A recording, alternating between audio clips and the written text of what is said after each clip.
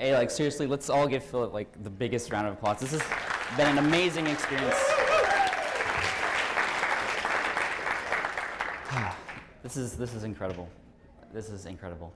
Last to speak, right? I have a lot of responsibility.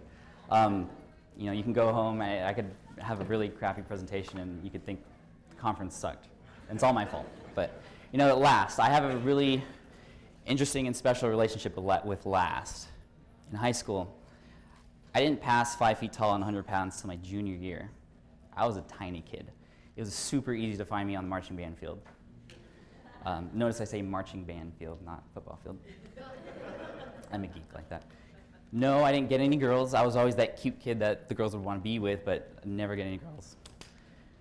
And yes, I was always picked last for everything, and it sucked. But I was picked last to speak today, and I'm I'm super stoked to be speaking last, because I've gotten to know a lot of you this weekend, and you know, just the relationships we've built together this weekend, and the relationships that we built before even meeting today, have been so special to me. And it's even more special because I'm up on stage here today, and I get to speak with other speakers who have spoken before, right before this moment. JD Roth, is JD here? JD's back there. You're my hero. I was on your blog when you had 4,000 subscribers, and you were born to talk about personal finance. I mean, it's in your name, JD Roth, right? I mean, I think we should all go home and change our name to some keyword that we talk about on our blog. That's the best SEO. No, don't do that. You taught me the power of a blog and the ability to reach people. Not only reach people and teach people, but reach a lot of people. You have almost 100,000 subscribers. Every time JD writes something, 100,000 people's lives change in one way or another. Super powerful. Amazing stuff. Ramit, you taught me a lot too. I don't know if Ramit's here. Incredible presentation. You know, I've been reading a lot about presenting and public speaking. This is my first presentation, just like Adam's first public speaking gig. And you know, I read Stand and Deliver by Dale Carnegie and all the tips in there. Ramit did everything to a T. So that's why I have 3 points that I'm going to be standing on. That's why I have a clear water bottle that people can see through, so it doesn't, you know, it's all there. And Ramit taught me the power of going big, going for the big wins. Something that really affected my life was when I was still working 9 to 5. I used to stay late at work to read his blog, because if I leave 30 minutes after work, I'd get home at the same time because of traffic, you know. One thing I learned from him was going for the big wins. So one day, I go to my boss and I say, I'm worth this much. This is how much I should be earning. Next day, $20,000 raise. Thanks to Ramit. 4 months later, I was laid off. I don't know if they knew that was happening. I didn't know it was happening. I mean, maybe they were trying to make me happy before they cut everything off, but I don't know. But that was a really depressing, hard moment of my life. It was about a week where I was just like, this sucks. I was about to get married. How was I going to provide for my family, right? And really what saved my life was a blog. A little blog I had in a niche, about teaching people how to pass the LEED exam. It's an exam that architects take that teach them about sustainable design and green architecture and that sort of thing. I had this blog when I was working 9 to 5. I didn't do anything with it. It was built to keep track of my notes and teach my coworkers how to pass the exam. Didn't touch it at all. Got laid off, learned about internet business. Took this little blog I had, turned it into a 6-figure business, made over $200,000 in the first year from this site, never looked back. And that was incredible, and I wanted to share that with people, and that's why I created the Smart Passive Income blog, which is where a lot of you know me from. How many of you have ever been to or heard of the Smart Passive Income blog before this weekend? I love you guys. And if you're not raising your hand, I want to love you guys. It's incredible. I mean, blogging has really taught me, you know, not only the power of blog to reach people, or the power of the internet to sell things and make money and help everybody, but also the power within me to do something incredible, and something that changes my life in the blog, because of the blogosphere. Now, the blogosphere is interesting, right? When we hear the term blogosphere, you know, sphere, like the world, right? And I think this is where we're at right now.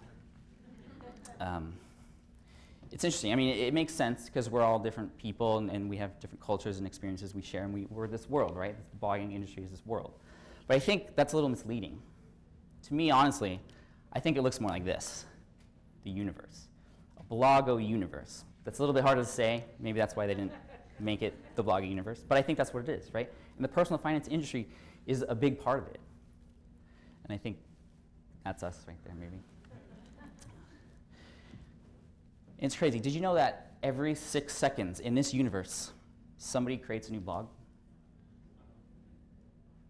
There's another one. Every 6 seconds. Like, isn't that crazy? And we all know how much time and dedication and effort and energy it takes to maintain one of these. It's not something you just set up one time. We all blog every day or every week. We're concerned about our blogs. And these people, I think maybe 50 since I started talking, have just started their journeys. And there's all this noise out there, and everybody's fighting for everybody's attention. So how do we stand out? How do we create something visible? How do we create something like this, going back to the earth? This is what we want to be, the earth. Beautiful, something with life, something thriving, something unique. I mean, you could be Jupiter if you want to be, but that's a big ball of gas. I don't want to be a big ball of gas. So how do you create something that stands out in this? And that's what I want to talk about today. I've done a number of different things to stand out. You know, I am part of the personal finance industry, but I'm also part of the make money online, entrepreneurship, that sort of thing, which is a huge niche. 3 years ago, I didn't have a blog. Now, a lot of people consider me one of the fastest growing blogs in the industry. And a lot of you have stumbled upon my blog and before I even knew you, so it's awesome. Again, love you guys. So the first thing I want to talk about, and these strategies I'm going to be talking about, you've heard before. And you know, some people, JD, talked about a lot of stuff that I'm going to be talking about. And when I saw that, when JD started talking, I was like, oh, he stole my information. Like, what am I going to do? He took my slides. Like, but you know, I think use this as an opportunity to confirm that what I'm saying is that much more important, that it's something that you should apply. If you're already applying these things, great. Use this as confirmation to keep doing that. If you're not doing it, maybe ask yourself why. So the first thing is tell a story, right? Klingons. Telling stories is powerful, engaging. It transports your reader into the shoes of the person telling that story, whether it's you or the person that you're telling the story about. Incredibly powerful stuff. JD said it. If JD says it, everybody has to do it. Right? Tell a story. One of my best blog posts that I've written, one of my most popular blog posts, is entitled How to Really Profit from Your Blog. The title could use a little work, although the really part's in all caps. I thought that was cool. How to really profit from your blog. And in this post, I tell a story about a friend of mine.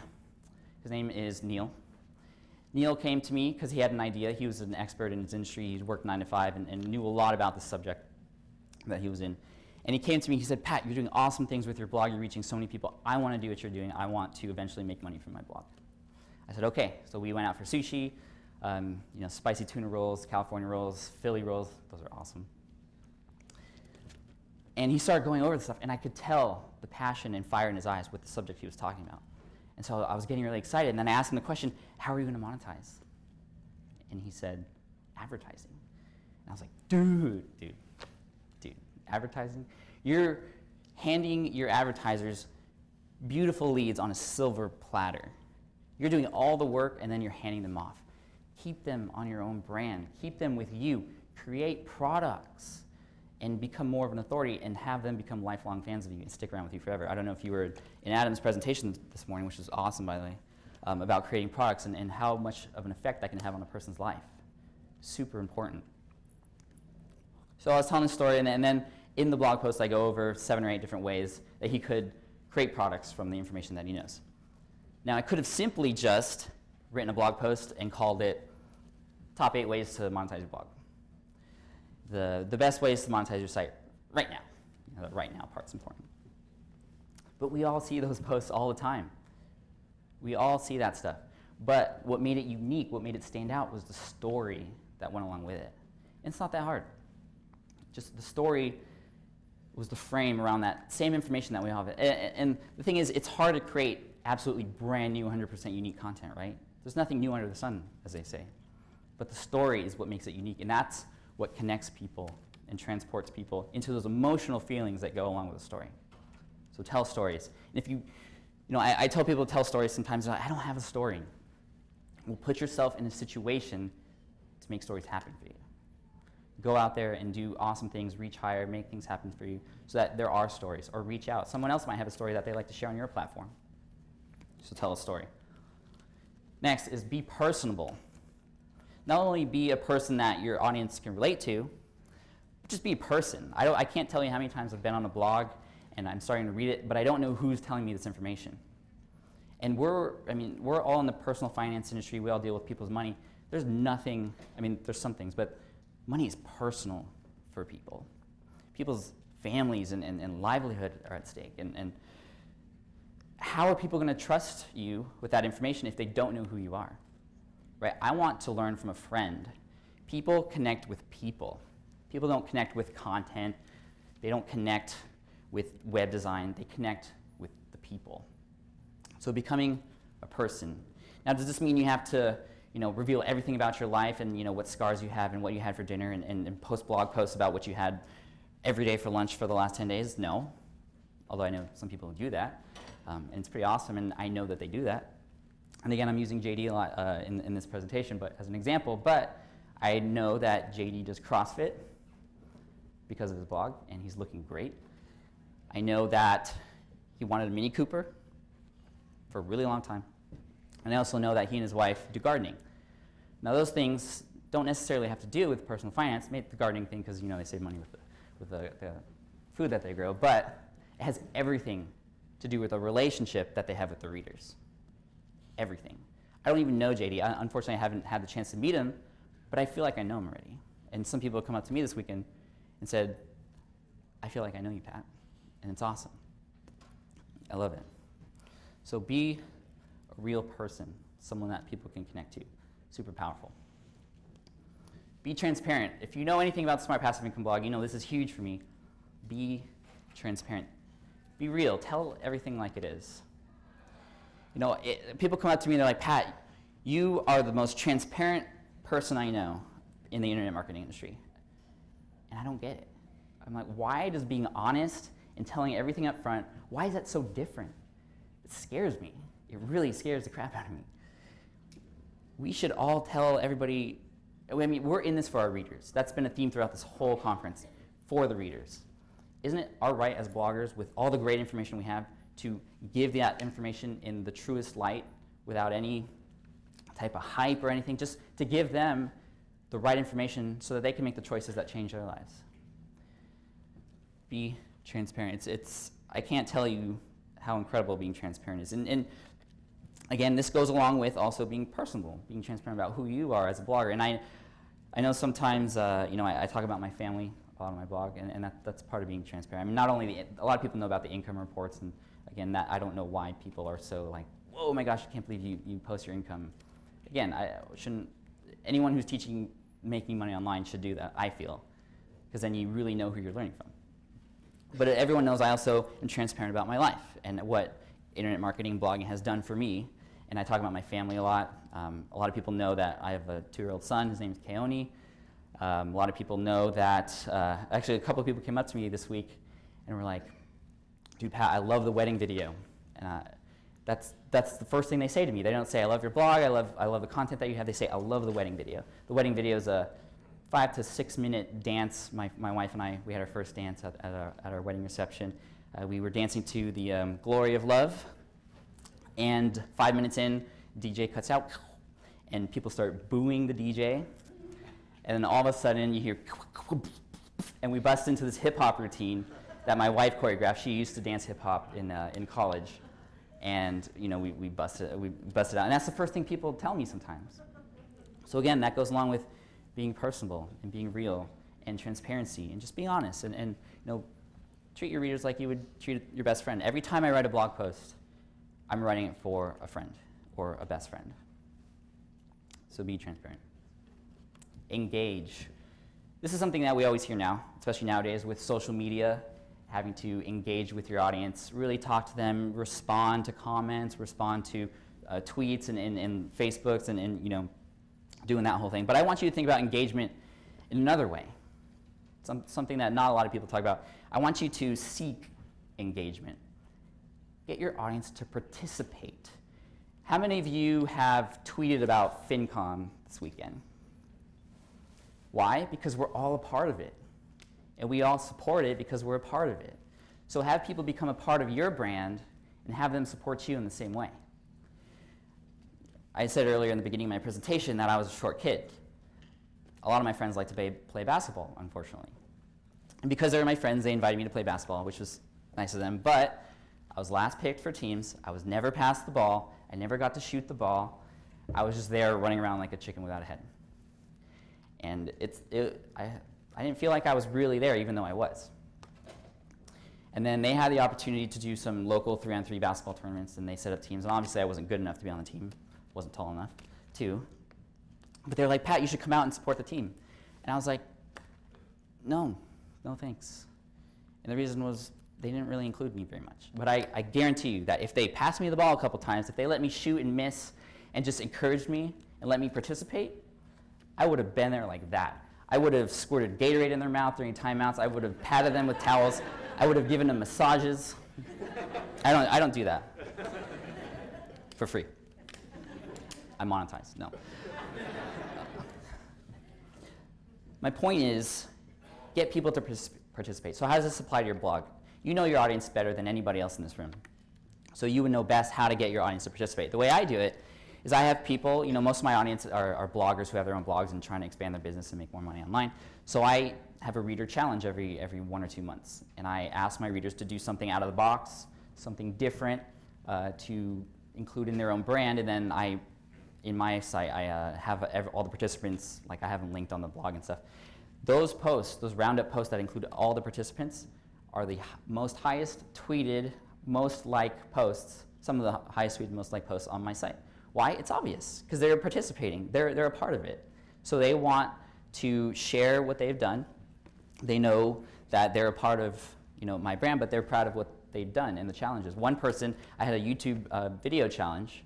Some people created their first YouTube videos ever. That's hard for people, hard for some people to actually go up there and shoot video of themselves. It's just, I only asked for a minute, but it was hard. But I think it was like 55 participants. Over half of them did a video for the first time. Now some of those people have 50, 60 videos.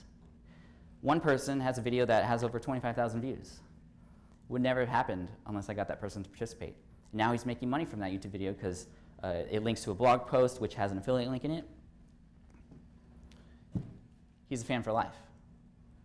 He's a part of the Smart Passive Income brand. He's a story within that brand.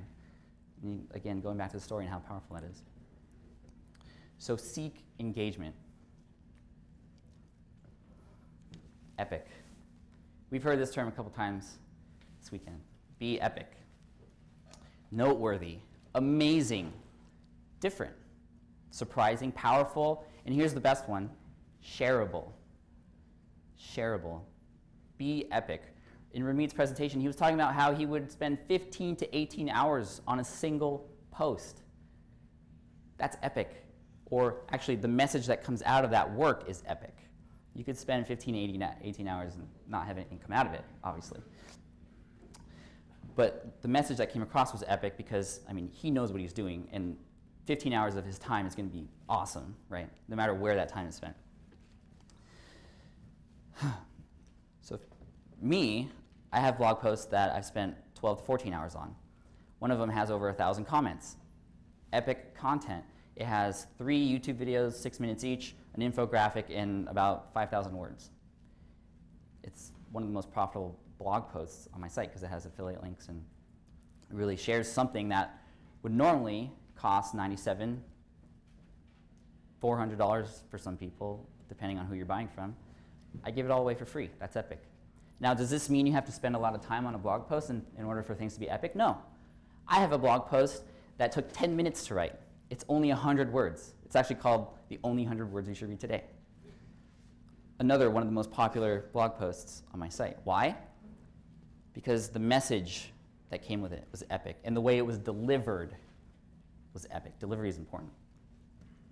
So what was in that post? Well, a number of posts before that one were really high-quality pillar articles, epic posts, and that one, was a curveball. It was only 100 words, and it basically said, take the time that you would spend reading this post normally, and my posts are long, so maybe 20 minutes, and do something for your business today, and make something happen. Do something. And that became an epic message because of the way it was delivered and when. So be epic. And then the last thing I want to talk about is become a brand. This is crazy because if you just stick with a blog, you're going to miss out on a lot. And I know a blog is what we're all comfortable with, and we all love to write, which is why we're here. But if you just stick with blogging, you're going to miss out a lot. Miss out on a lot of new potential audience members, new traffic, and eventually down the line, income, if that's why you're here. Big businesses, you see them all over the place. Facebook, newspaper, television, everywhere. Why? Because they want to be everywhere. And that's my motto, be everywhere. You want to be everywhere. The problem is we don't have millions of dollars to spend on ad campaigns like they do. But we have things like YouTube, free, except you just have to invest a little bit of time. You have to step out of your box, get a little bit uncomfortable. And honestly, if something that you're going to do to improve your business is a little bit uncomfortable, that's probably a good thing, because that means it's going to do something for you. If you just stick with the norm, you're going to get normal results. If you just do what everyone else is doing, you're going to get lost in the crowd. You're never going to stand out. Again, that goes along with being epic too. If you do big things, take bold actions, you're going to see big time results. And that can happen with branding yourself across many different platforms. And yeah, some people are like, oh, but that's so much extra work. I'm already spending so much time on, I have 3 blog posts a week and I don't have time for videos. I don't have time for podcasts. That's okay. Every 2 weeks, take a blog post out, insert a podcast. And now what you're doing is you're doing a couple things. You're hitting people no matter how they consume content. If you were sitting in on Cliff Ravenscraft's podcast presentation yesterday, you'll know the power of a podcast too. And the point is the power of a voice. What if I had just, deleted myself from the stage, just put my presentation up there for you to read? It's boring, and you'd have to do the work. People love to listen to people. People love to watch people. My podcast has over 750,000 downloads in about a year. My YouTube channel has almost 1 million views. How many videos and podcasts do I have? I have 26 episodes and about 30 videos. It's not much. Over the course of a year and a half. It's not much, but it rounds out my brand. And going back to how people consume content, some people like to read and they love to read, and those are the people who are going to be on your blog. Some people hate to read, and those people will never go to your blog. But if you're on YouTube, if you're on iTunes, they might find you. I get emails every day from people who say, Pat, I found you on iTunes. I love your stuff. Pat, I found you on YouTube. Thank you so much for that Facebook landing page tutorial. How many of you have used that Facebook landing page tutorial? Awesome. It's amazing. So you're reaching out in places that you would find people who would never normally find you. And YouTube is a search engine. You could rank for certain keywords in there. There's an SEO quality to it. It's the number 2 search engine in the world, second to Google. And who owns YouTube? Google. 3 billion videos are being viewed every day. I can't even fathom that number. I can't even write that many zeros. And also, for your existing audience, for the people who are already on your blog, they're going to see you as more of an authority figure. They're going to be like, okay, you have this blog, awesome. You also do audio, and you also shoot videos. You are everywhere. You're someone I need to listen to. And your competitors, or fellow bloggers who are talking about the same things you are, might not be doing all those things.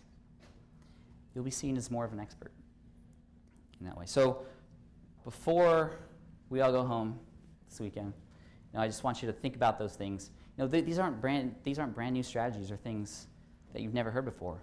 But I think they're things that we need to re-listen to and re-hear from time and time again. So before you go home, I want you to think about why you're here. Not only why you're here in this room, but why are you here? What's your message? What are your goals? Why are you put in the Blogo universe?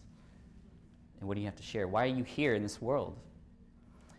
And then also, why are we here? Don't forget why you came here and what the purpose was. And you each have a unique message to send. And the thing is, we're each unique individuals.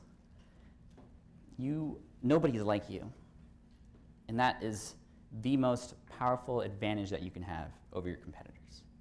Nobody's like you. Nobody.